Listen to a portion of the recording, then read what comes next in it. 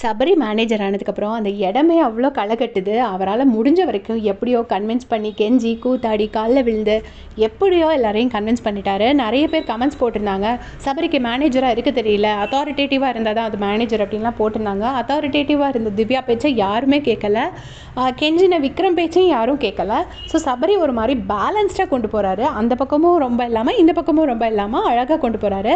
இப்போ பார்த்தீங்கன்னா எல்லாரும் ஒற்றுமையாக உட்காந்து சாப்பிட்றாங்க.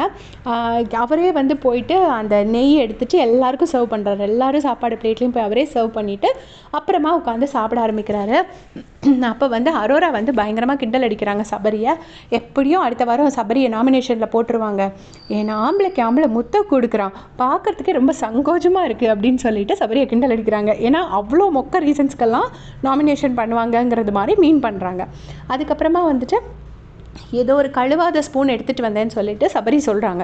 சொன்னோடனே திவ்யா வந்து அதை தப்பாக புரிஞ்சுட்டு, ஹே இப்போ சாப்பிட்டுட்டு இருக்கும்போது சொல்லாத, எதை கழுவலை அப்படிலாம் இப்போ சொல்லாத அப்படின்னு சொன்னோடனே சபரி சொல்கிறாரு, ஹே நான் அந்த மாதிரி தப்பான அர்த்தத்தில் சொல்லலை, கழுவலைங்கிறத ஜஸ்ட் இன்ஃபார்ம் பண்ணுறேன் அப்படின்னு சொன்ன உடனே கமருதினும் சபரியை கிண்டல் அடிக்கிறாரு. அப்போ அரோரா சொல்கிறாங்க, நீங்கள் இதை கழுவலைன்னு நான் சொல்லலை, நீங்கள் இதை கழுவிருந்தால் நல்லாயிருக்கும்னு நான் சொல்கிறேன் கைஸ்.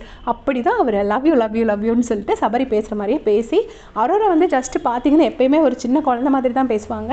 அதே மாதிரி உட்காந்து சபரியை டீஸ் பண்ணிட்டு இருக்காங்க. பார்க்கறதுக்கு அவ்வளோ நல்லா இருக்கு. பார்வதியே சொல்கிறாங்க, என்னடா எல்லாருமே ஒற்றுமையாக உட்காந்து சாப்பிட்றது பார்க்கறதுக்கு நல்லா இருக்குல்ல, ஒரு மாதிரி ஃபன்னாக இருக்குல்ல அப்படின்னு சொல்கிறாங்க.